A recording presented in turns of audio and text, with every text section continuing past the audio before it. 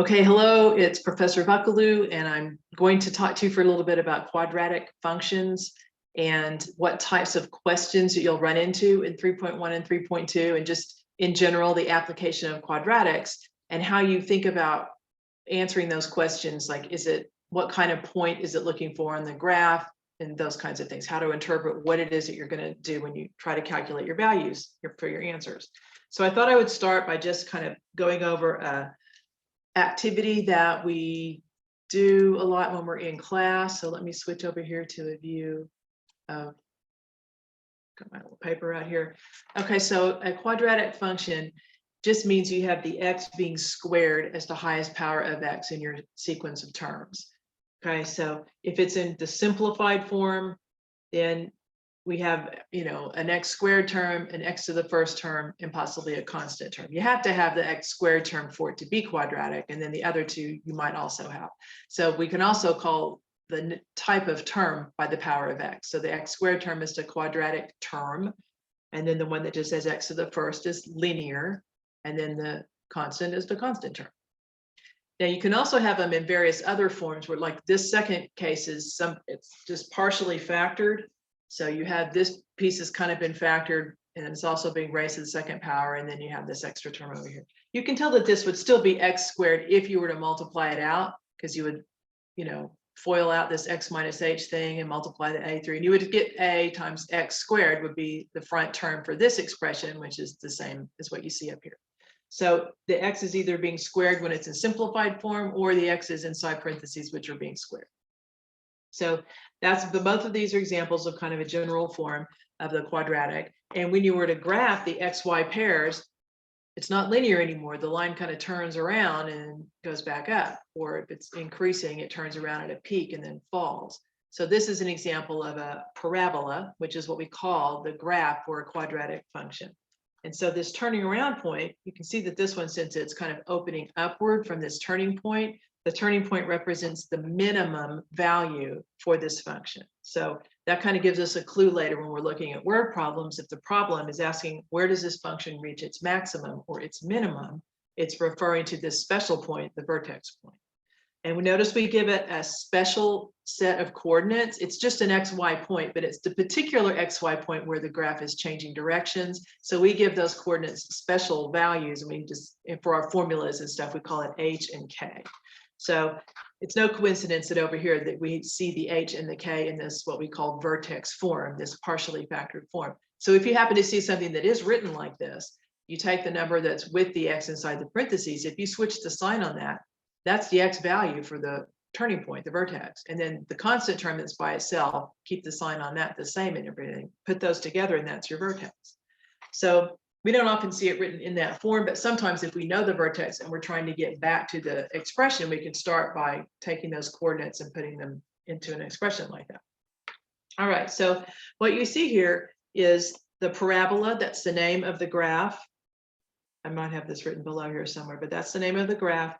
And one of the things about the properties of it is it's symmetric. I'm going to draw a little dotted line through the vertex there, but it's what we call symmetric with respect to that line that cuts through the vertex. So if I were to fold the paper, this piece over here would exactly land, every point would land over here on that piece. So we talked about HK being the vertex. Let's talk about how we calculate the coordinates of the vertex first. And that would be if we are in the standard form like this. So this is the standard form where it's been expanded.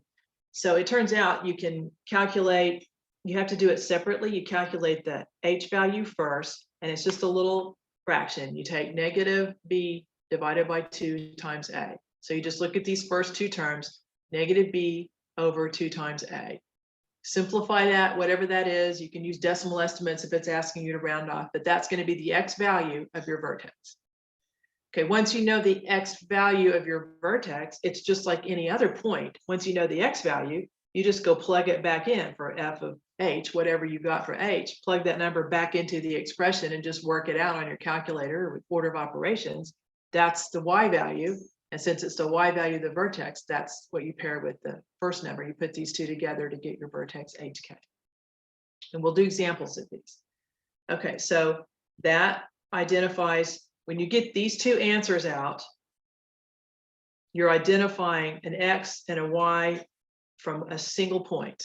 So this is the mistakes that I seem to see most often in this particular couple of sections, is which calculation to do for which type of problem. So if you're just asked to find the vertex, this is what you do.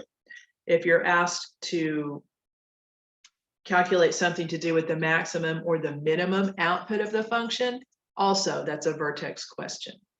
Now, some of them are going to be upside down. So let me show you the difference between how you can tell real easily which way they should graph. And of course, I realize you can put these functions into your calculators for the Y1. And if you set your window up right, you can see which way they turn. But what if your vertex is over here where the Y value is -100? It's X equals 5 and Y equals -100. If you try to graph that on your standard viewing window that goes out 10 units in all direction, you're not going to see that turning point because it's so low. So it's helpful if you're going to, even if you are going to graph it, to calculate the coordinates of the vertex first. So you kind of get an idea how to set the edges of your window so you can be sure to see that turning point. Because usually we want to see a complete graph of these parabolas, which includes the turning point. Okay, so how you can tell which way it's going to look, whether it's going to be like this one's the one that we looked at the very top example, or whether that turning point is going to be the maximum and the rest of the parabola opens downward from that vertex. It has to do with a really simple thing, and it's just the A value. Okay, so this term right here, and notice that there's an A in both versions of these quadratic expressions, and that's no coincidence either. If I have this in expanded form, that's just what's in front of the X squared. If I somehow needed to change this to the alternate form, I would factor the A out, and that's why it shows up here. So let's see if I can get that a little more focused in. So whatever is your leading coefficient here, the sign of that tells you which way the parabola opens from the vertex. So if A is positive, then the two arms or the sides or edges or whatever you call, they open towards the positive Y values. But if the initial term is negative, then it's going to open downward towards the negative Y values from the vertex. And that also means, of course, that in this case, the vertex represents the maximum. But if you have a positive A value, it opens upwards. So your vertex represents the minimum. So again, notice these words over and over again: maximum and minimum and highest and lowest, things like that.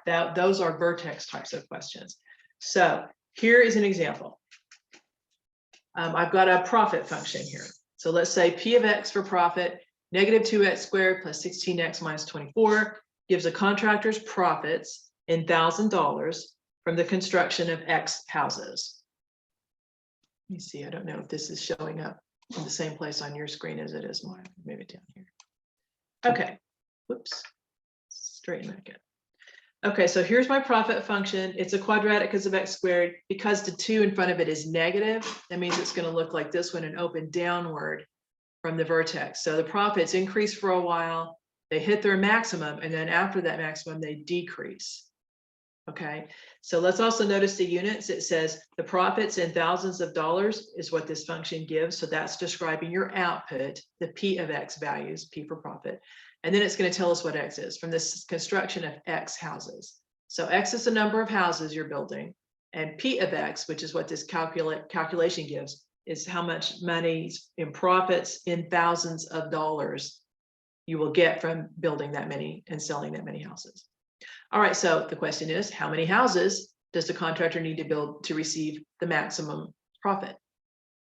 Okay, so there's a couple of things to be aware of here. Anytime you see maximum, maximum means something to do with the vertex. So you're going to look at or calculate the vertex when you see something about maximum or minimum or highest or lowest, greatest, least. Okay, all of those words that are kind of an extreme idea. So you're going to look at your vertex.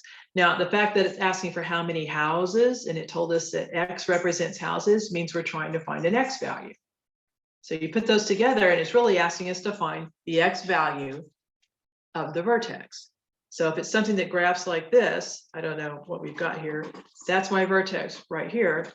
This is telling me how many houses, and this is telling me over on the side what the profits are if I multiply it by $1,000. Okay, so what did it say to do for the X value of the vertex? Up there in my little formula up at the top there, it said to do x, we just kind of look at the first two coefficients, negative b over 2a. Okay, well, let's label these. A is going to be negative 2. B is the middle number, 16. And we don't need C for this, but I'm going to write it down anyway. C is negative 24. Okay, so we're going to just do that calculation quickly.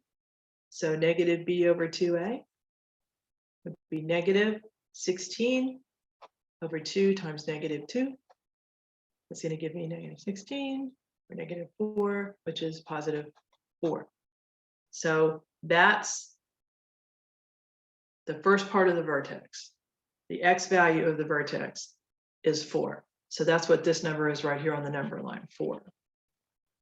Okay, so the answer is, again, let's look at the question. The question was, how many houses does the contractor need to build to receive maximum profits? It didn't ask me, at least not yet, well, how much is the maximum profit? It just said, how many houses do we need to build? So the houses would just be the 4. So 4 houses. Okay, need to be built to do the maximum profit. So let's look and see how we did here. Since the vertex is where the let's go and summarize. I have the answers already down here. Since the vertex is where the max occurs, we need to calculate the vertex coordinates. We'll use the x value to answer this question about how many houses. So there it is. So a is negative 16. There's our 4. Now I went ahead and went one step further and said p of 4 equals 8. They didn't really ask us to do anything with the 4. It's just the vertex is 4, 8. But to answer the question, it just asked about houses. So that's just what the 4 is. Okay. To summarize, when you have a vertex, like a little sentence that might be one way you could interpret it, would be 4 represents the number of houses needed to get the maximum profit. 8 represents the amount of profit in $1,000. If I was to write a sentence to put all that together, we get a maximum profit of $8,000 when 4 houses are built. Okay, so that's one way you can look at it. You can also talk about how it's changing. You can say if you're building less than 4 houses, the profits are increasing. And once you build more than 4 houses, your profits are decreasing.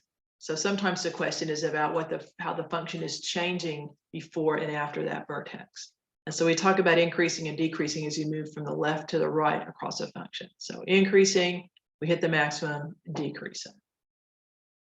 Okay, so anything that deals with maximum, minimum, greatest, least, highest, lowest, when does it change from increasing to decreasing, or increasing to decreasing, decreasing, increasing, any of those types of questions, they are asking for something to do with the vertex. They're asking about a very special particular point. Okay, that is primarily what you're going to see in 3.1 is questions about the vertex. They're going to ask you, is this a quadratic function or not? So you're looking for that x squared term. You don't want x in a denominator. You don't want x under a square root. It's just separate terms of x, where x squared is your highest power of x. That's what makes it quadratic. Or then they're going to ask a lot of questions about find the vertex, find the maximum, find the minimum. If they ask you for the maximum, they don't say for what x, how many houses do you have to build to get a maximum profit, but instead they just say, well, what's the maximum profit you can make? I didn't ask that on this little worksheet, but the maximum profit, we still have to go through the first part and calculate the x value, or the h, negative b over 2a, and then we take that number and plug it back in. Let me show you again what we did here. Even if it's just asking for the maximum, we have to know what to plug into the function. So we still have to do the negative b over 2a to get the 4. Then you plug the 4 back in, which means we'd be doing negative 2 times 4 squared plus 16 times 4 minus 24. We'll work all that out and it's going to give us 8. And then the output that you get after you do the calculation, that's the max. Okay, so 8 is the maximum. And then 4 is the x value that gives you the maximum. Okay. So when we say max and min, we're referring to the y values for the function. Okay, so that's 3.1. 3.2 has to do with all of the other points that could be on the parabola. So you have a parabola like this. Let's say, here you go. There was our maximum. What was it, $8,000? There's 8 right here. What if the question was a little bit different and say, how many houses would I have to build to get $4,000 in profits? Okay, so here's 4. So $4,000 would represent a couple of places that have a Y value of 4.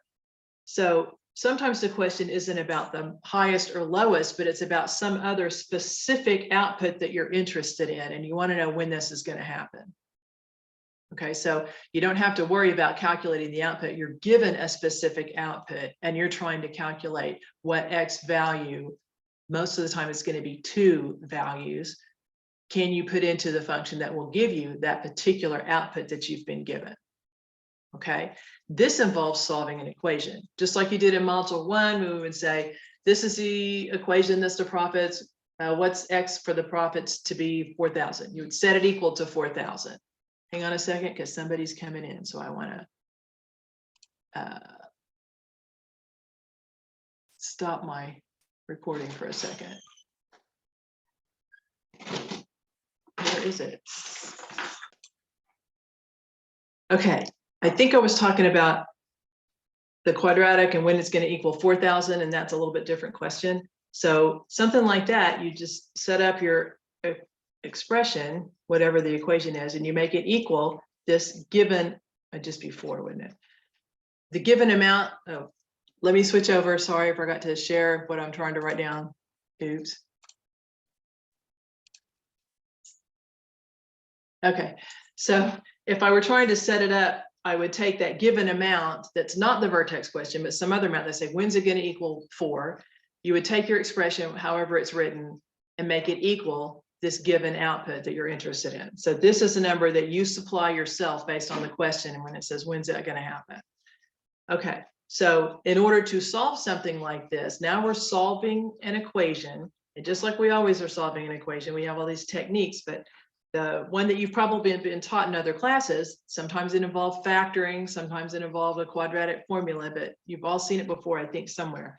But the idea was, it looks like this, okay? It means you have to have it equaling 0, and then you can do factoring, you can do a quadratic formula, whatever you need to solve it. So this C from the original problem isn't necessarily going to stay the same when we make it equal 0. So this is what we look at right here. This has to be a 0, even if you didn't start out with it being 0. You have to fix it so that it is 0 before you start doing any algebra.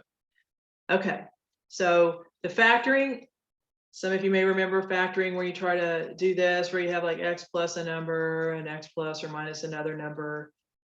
And then you set each thing equal to 0 and you get your 2 answers for X. Okay, I'm not going to do one of those because most of the time the numbers aren't pretty and you have to do the quadratic formula anyway. So this is something that will also calculate the 2 answers for X, and it doesn't matter if it factors or not. So as long as you have your original expression written and you set it equal to the number, and then you basically subtracted that number over to make a 0 over here. So now it looks like this, okay? We're going to take these A, B, and C values and use this calculation.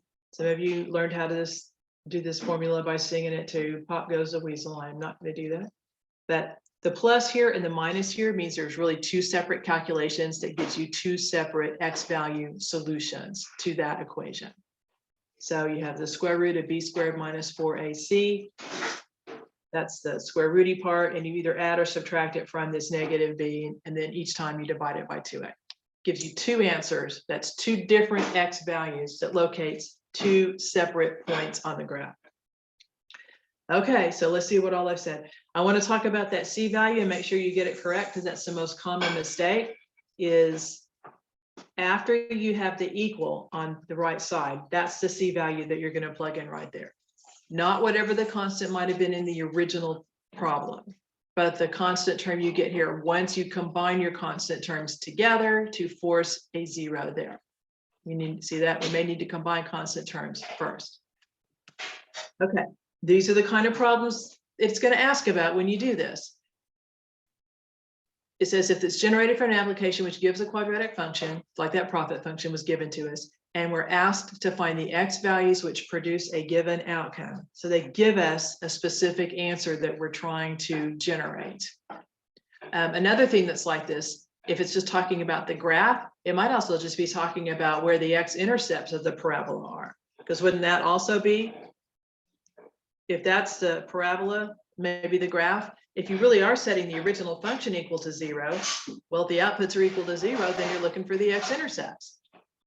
Okay, so again, 2 solutions or 2 points. So let's look at the same profit example from earlier. All right, so let me write that down again. What was it? It was P of x equals, I think it was negative 2x squared. Was it plus 16x? Minus 24. Yeah, plus 16x minus 24. All right, that was our profit function. X is the number of houses. The output P of X or Y is the profits in $1,000. Okay, so here's the question. How many houses should the contractor build? So again, that says find X. Maybe there's more than one, so I'm going to put an S in there in order to make $6,000 in profit. I know I threw up $3,000 or $4,000 in the example earlier, but here's the specific example: $6,000 in profit. That is the given outcome. Well, that's the given amount.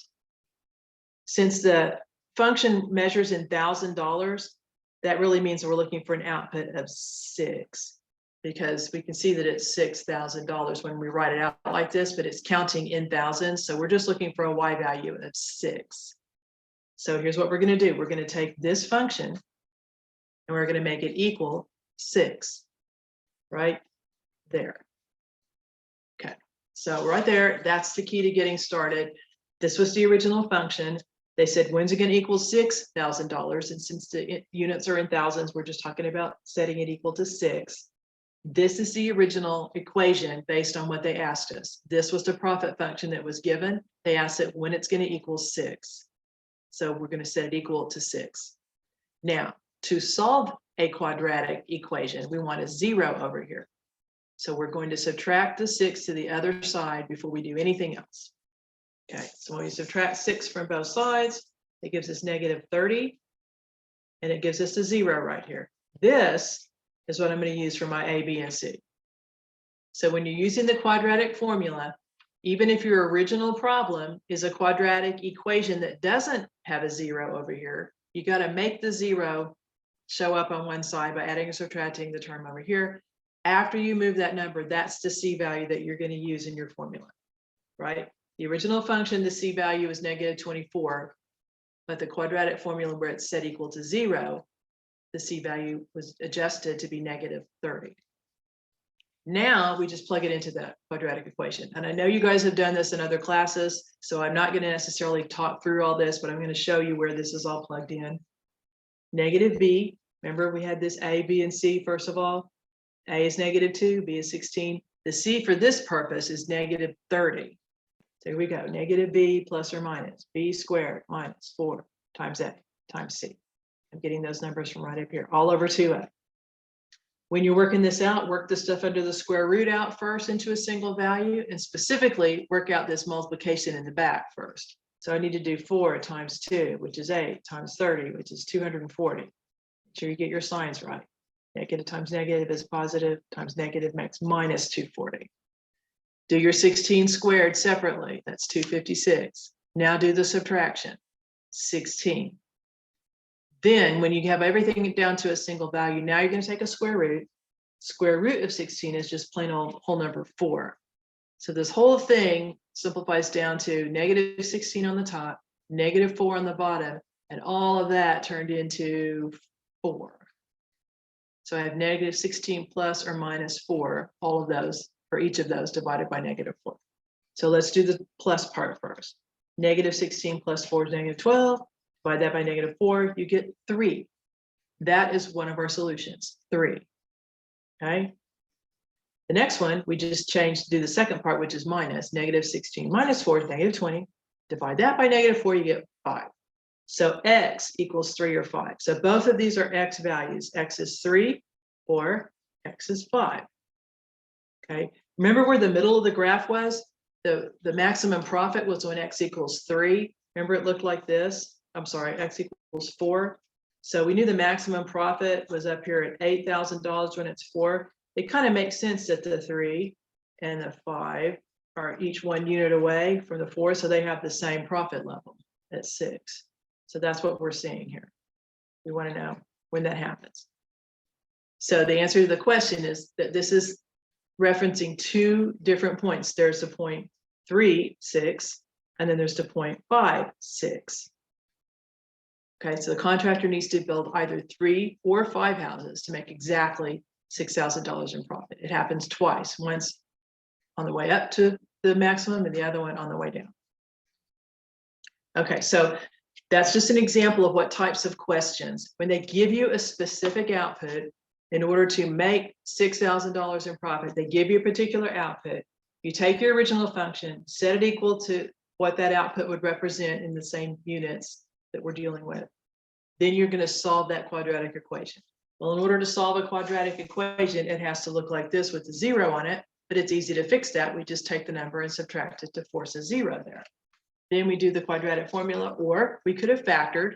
I'm not going to factor it right now because you've done that a lot in your past. So this shows 2 points, either 3, 6 or 5, 6. So the answer is just about houses, 3 houses or 5 houses. Okay, the only other couple of things I just want to point out to you about the quadratic stuff is just when they talk about zeros, we talk about this in module 1, zeros are the same thing as x-intercepts when we're talking about real number values. So when you set it equal to 0, that's what it means to find the zeros for a quadratic. It means set it equal to 0. That's your given value is 0. When they ask about x-intercept, you just set it equal to 0. If it's something that doesn't have x-intercepts, because what if the turning point, what if it opens upward and the turning point is above the x-axis? We don't have any x-intercepts, right? Because the whole thing lives above the x-axis. So this doesn't have any x-intercepts. Okay, if you're just cranking out this quadratic formula, you're trying to find out where the x values are, where you're going to get a x-intercept, what's going to happen is that stuff under the square root sign, this bit right here is going to be a negative number. I don't know if you remember that, but negative numbers, when you do the square root of them, you get what are called imaginary values. And so whatever it is, you have to put a little I next to it. So that just means the imaginary solutions, when you do something like that, is how the algebra tells you don't have any x-intercepts. So that's just a weird thing that sometimes happens if it turns out it's not possible for this function to equal that value because we're getting imaginary numbered solutions. Okay, that's what that means. And then the last thing was just a real easy thing. I just don't want you to forget about this. If you have, here's your thing in standard form, a y-intercept, it's just like it is with a line. Whichever terms have x in them, a y-intercept is found by making x 0. Well, in this problem, when you make x 0, all the terms collapse to 0, except for the constant term. So you really don't have to do any math. If you want to know what the y-intercept is, and it's in standard form, just read off your constant term. So if I were to take and graph this original function, where was it? Go back to the first page, it's not so messy.